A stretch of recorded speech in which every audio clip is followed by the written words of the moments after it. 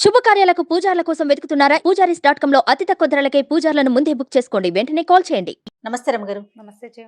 రమగారు, కార్తీక పౌర్ణమి చాలా బాగా చేసుకుంటాం కదా. అయితే మార్గశిర పౌర్ణమి కూడా వస్తుంది. మరి ఈ రోజు యొక్క విశిష్టత ఏంటండి? ఎలా చేస్తాము? మార్గశిర పౌర్ణమి దత్త జయంతి చేస్తారు సాధారణంగా. ఈ దత్త జయంతి అంటే మార్గశిర శుద్ధ చతుర్దశి నాడు దత్త భగవానుడు దత్తాత్రేయ స్వామి వారు జన్మించారు. ఈయన చతుర్దశి నాడు జన్మించినా కూడా పౌర్ణమి నాడు దత్త జయంతి చేసుకోవటం చాలా ప్రాంతాల్లో పద్ధతిగా ఉంటుంది. శ్రీదత్త జయంతి చేస్తే స్వామి గురువుకి నమస్కరించుకోవటం. దత్తాత్రేయ స్వామి వారు ఎక్కడైనా మన సమీపంలో సన్నిధానం ఉంటే గనక అక్కడికి వెళ్ళి ఓ నమస్కారం చేసుకోవటం. దత్త భక్తులు ఏం చేస్తారు, గురు చరిత్ర పారాయణ చేయటం. మనకు అవేమి అలవాట్లేదండి. అంటే ఏ గురు చరిత్రో దత్త చరిత్రో ఏదో శ్రీపాద శ్రీవల్లభ చరితామృతమో ఏదైనా ఉంటే అది కూడా పారాయణ చేసుకోవచ్చు. దత్త జయంతి చేస్తారు సాధారణంగా. అయితే ఈ దత్త జయంతి చేసినా కూడా ఇదేంటంటే మార్గశిర పౌర్ణమిని కోరల పున్నమి అంటారు. ఏంటండి? కోరల పున్నమి. కోరల పున్నమి. ఈ కోరల పున్నమికి ఒక పూర్వకాలపు పాత ఊళ్ళల్లో ఒక అలవాటు ఉంటుంది. ఈ పున్నానికి అంటే పౌర్ణమి నాడు కుక్కలకి చపాతీలు, రొట్టెలు, కుడుములు పెడతారు కుక్కకి. అది కూడా ఏంటంటే ఒక కొరికి పెట్టాలని చెప్తారు. ఇది 2-3 విషయాలు ఉన్నాయి దీని మీద. కార్తీక మార్గశిరాలు యమదంశలు అని చెప్తారు. ఇక్కడ మరణాలు ఎక్కువగా సంభవిస్తావు. ఆయన కోరలు వస్తాయిట. అయితే ఈ యముడిని భయాన్ని నుంచి అపమృత్యు దోషం నివారించుకోవటానికి ఇలా కుక్కలకి ఆహారం ఇవ్వాలని చెప్తారు కొన్ని ప్రాంతాల్లో. అంటే సాధారణంగా మాకు ఇళ్లలో ఏమని చెప్తారంటే నెల పట్టినప్పటి నుంచి జాగ్రత్తగా ఉండాలి. ఎక్కువగా మనం చెడు వార్తలు ఎక్కువగా వింటాం కదా. మార్గశిర మాసం ఎక్కువ మరణాలు ఉంటాయి. ఎక్కువ మరణాలు మా ఇంట్లో కూడా ఉన్నాయి 3. అవునండి. మార్గశిర మాసమే మా నాన్నగారు పోయారు. మా పెద్ద బాబా, మా ఆఖరి మా 3వ బాబా వాళ్ళు మార్గశిర మాసమే. మార్గశిర మాసంలోనే ఎక్కువ దుర్వార్తలు వింటుంటారు. ఏదైనా అనారోగ్యం ఉన్న వాళ్ళు ఈ సమయం వచ్చేసరికల్లా కాసుకోలేకపోతారు, ఆగలేకపోతారనమాట. భరించద్దు ఈ చలిని వాటిని భరించద్దు కొంచెం అట్లా చెప్తారు. పూర్వం నుంచి ఉంది. డిసెంబర్లో మనం దుర్వార్తలు ఎక్కువగా వింటాం. మామగారు మా వారి నాయనమ్మ కూడా ఆవిడ పుష్యమాసం వచ్చింది. మార్గశిరంలో అసలు ఆవిడ కుంట్లో బాగులేదు పాపం. మార్గశిరం అంతా గెంటిచ్చారు, చివరికి అప్పుడు వెళ్ళిపోయారు. చెప్పలేకపోతాం. అదేలేండి. అయితే ఈ వ్యవహారాల్లో ఏంటంటే మనం ఎప్పుడు ఆలోచించుకోవాల్సింది ఏంటంటే పూర్వకాలం నుంచి ఉన్న అలవాట్లు, సంప్రదాయాలు కానీ ఏదో ఒక క్యాల్కులేషన్ తోటి పెట్టుంటారు.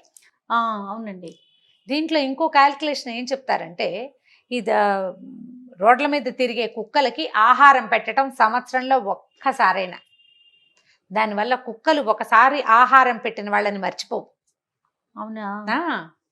ఒక్కసారి ఒక్క బిస్కెట్ పెట్టు, అది నేను చూడంగానే తోకాడేస్తుంది, గుర్తుపడుతుంది. వాసన, వ్యక్తుల వాసన గుర్తుంటుంది. కొరికిన ఆహారాన్ని కనుక పెడితే అంటే చపాతీని కొంచెం పిల్లడితో తినిపించి పెట్టిస్తారు. కుక్కకి ఎంగిలైనా పెడతావా అలాంటివి అడక్కండి, పాత పద్ధతి ఇది అంతే. ఈ పెడితే ఇవన్నీ కూడా ఏంటంటే మన ఇంట్లో పెంచుకునే దానికి కాదు, రోడ్డు మీద ఉన్న వీధి కుక్కలకి పెట్టిస్తారు. ఇక ఆ కుక్క వాడిని కరవదు,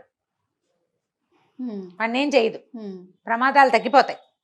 అందుకని ఈ జీవులకి ఆహారం ఇవ్వటము, తర్వాత వీటితోటి హ్యూమన్ ఫ్రెండ్లీ అంటే మనతోటి అవి ఫ్రెండ్లీగా ఉండడానికి ఒక మంచి పద్ధతి అన్నమాట. కుడుములు పెడతారు కొన్ని చోట్ల. కుడుములు అంటే మనం రవ్వతోటి చేస్తాం కదా, వినాయక చవితి చేస్తాం చూడు.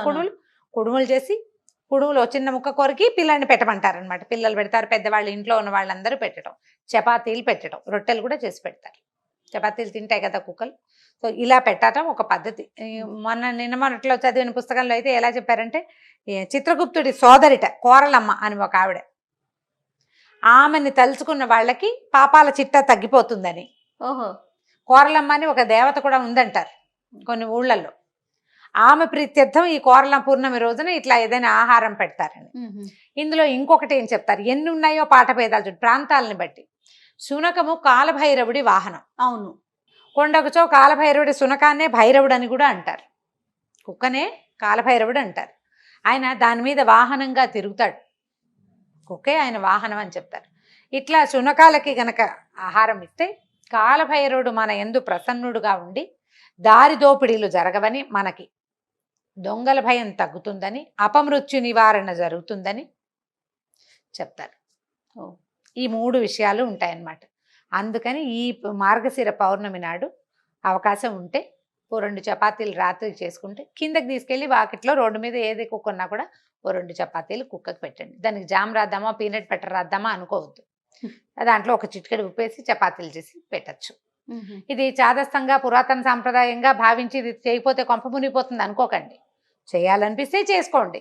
మీ ప్రాంతాల్లో అలవాటు ఉండి మా అమ్మ వాళ్ళు చిన్నప్పుడు వేసేవాళ్ళండి మేము మానేసాం అని చెప్తారు చూడు, అవునవును, వాళ్ళు చేయండి జ్ఞాపకం పెట్టుకుని. అమ్మ వాళ్ళు చేసిన విధానాలు కొన్నైనా మనం కొన్నిటినైనా పాటిస్తుంటే బాగుంటుంది. మన పిల్లలు కూడా దీన్ని కొనసాగిస్తారు. ఈ కోరల పున్నమి అనేది ఒక ప్రత్యేకమైన రోజని, ఈ రోజున దారిలో ఉండేటువంటి శునకాలకి ఆహారం ఇవ్వాలనే ఒక విషయాన్ని మనం నేర్పిస్తాం. అంతే, జంతువుని ప్రేమించటం, జంతువుని ప్రేమించడమే కదా, అందులో ఇంకా తప్పేం లేదు. కాబట్టి ఈ పౌర్ణమి నాడు ఈ పని చేయొచ్చు. అవకాశం ఉన్నవాళ్ళు, ఆసక్తి ఉన్నవాళ్ళు తప్పకుండా చేయండి. తప్పకుండా రమ్య గారు. నమస్తే. నమస్తే చేయండి.